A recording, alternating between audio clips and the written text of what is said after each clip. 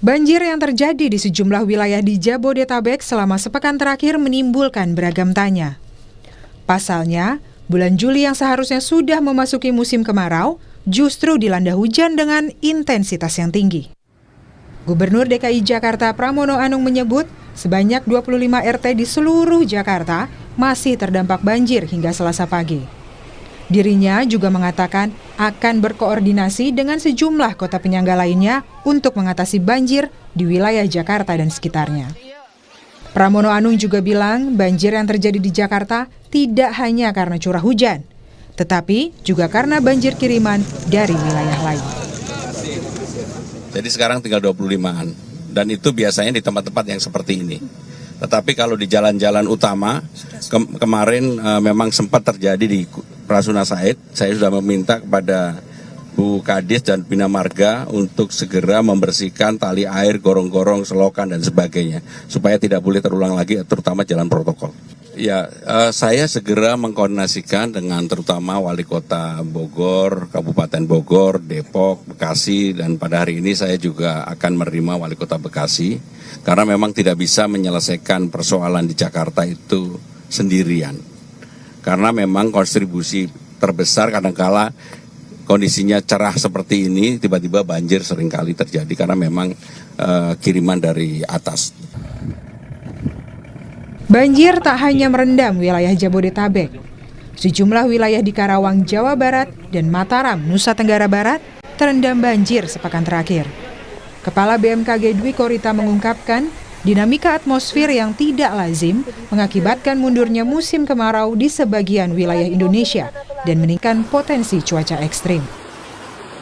Potensi hujan lebat bahkan bisa ekstrim, khusus untuk wilayah Jawa Barat ini terutama ya, dan Jabodetabek masih diprediksi akan berlangsung hingga tanggal 8 Juli ini. Namun ada tren pada periode tanggal 10 hingga 12 Juli potensi hujan signifikan atau hujan lebat bisa sampai ekstrim ini akan bergeser ke wilayah Indonesia bagian tengah dan timur. Dengan masih tingginya intensitas hujan di sejumlah wilayah, BMKG mengimbau masyarakat agar terus memantau informasi cuaca dan memerhatikan peringatan dini. Tim Liputan, Kompas TV.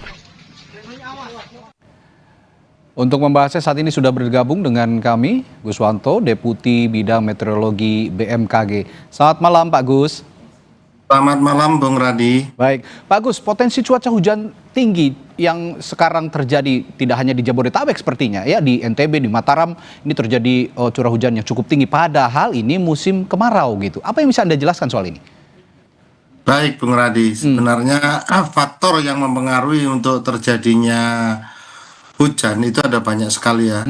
Namun saya sampaikan bahwa di sini yang pertama itu kenapa bisa terjadi di musim kemarau itu masih ada hujan yang begitu cukup masif.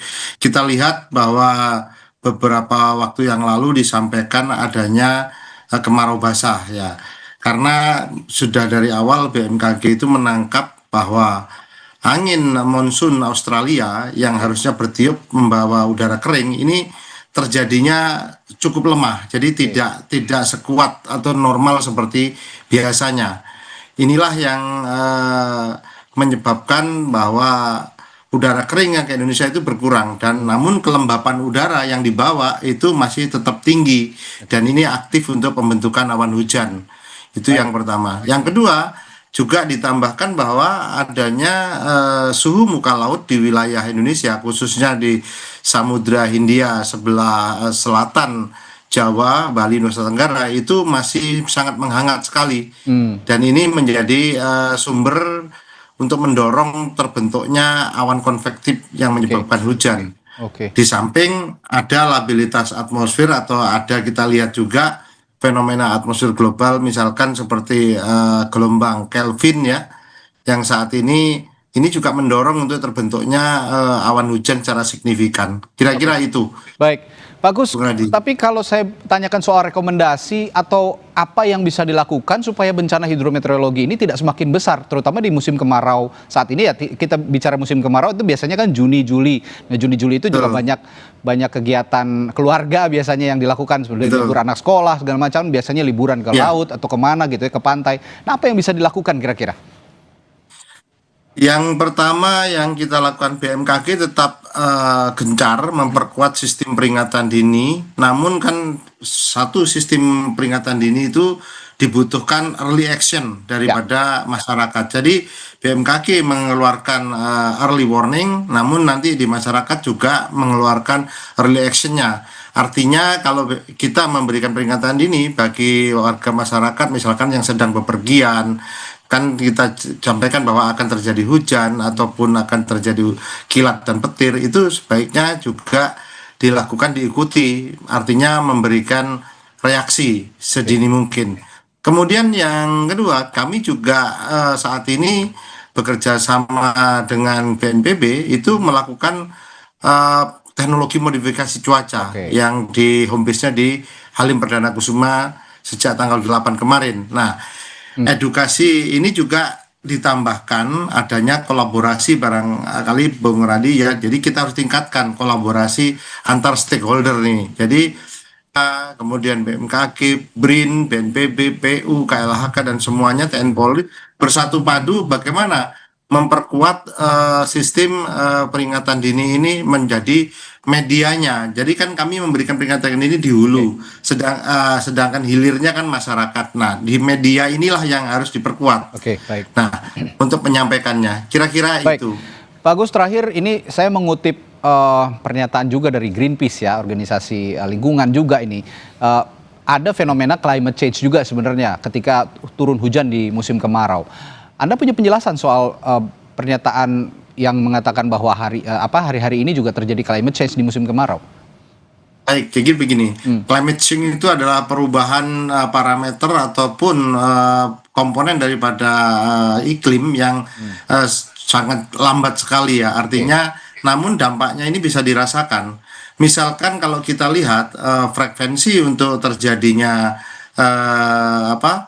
ekstrim ini biasanya dulu kan ada yang 5 tahunan, 3 tahunan, kemudian 2 tahun, bahkan sekarang hampir setiap tahun itu terjadi ekstrim.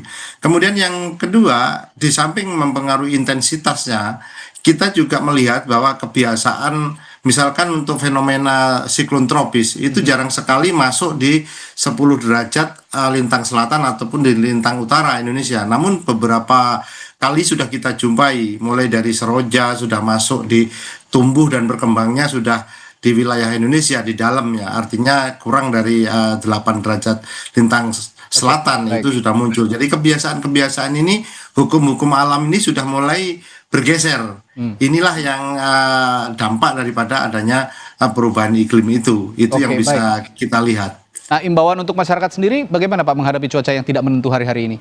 Baik, kalau himbauan kepada masyarakat, tetap kami menghimbau kepada masyarakat agar tetap waspada akan adanya cuaca ekstrim walaupun di musim kemarau, karena sebenarnya bencana hidrometeorologi itu mengintai Indonesia itu sepanjang masa. Artinya pada saat musim kemarau itu ada bencana hidrometeorologi kering ya, seperti kebakaran hutan dan lahan atau kekeringan. Pada saat musim hujan itu ada hidrometeorologi basah seperti longsor, banjir bandang dan lain sebagainya.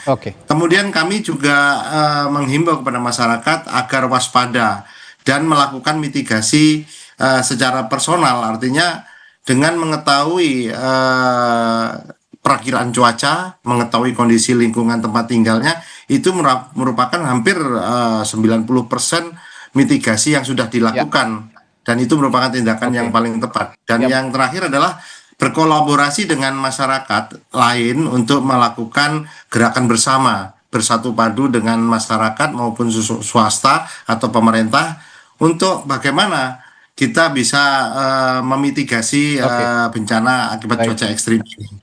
Jadi kalau hari-hari ini masyarakat biasanya kalau mau beraktivitas ya sedikit mengabaikan perakiraan cuaca. Sekarang sih harus rajin-rajin begitu kira-kira ya Pak Guswanto, kalau Karena melihat kami ada betul, apa? Bung Radi. Ada storm, ada badai atau ada hujan, Betul. curah hujan tinggi, ya lebih baik mempersiapkan diri sebelum beraktivitas begitu ya. Betul, Baik. baik. Baik, terima kasih Pak Guswanto, Deputi Bidang Meteorologi BMKG telah berbagi pandangannya di Sapa Indonesia Malam. Selamat malam, Terima sampai kasih jumpa lagi kembali Pak. Bung Radi, salam sehat selalu. Terima kasih, salam sehat juga.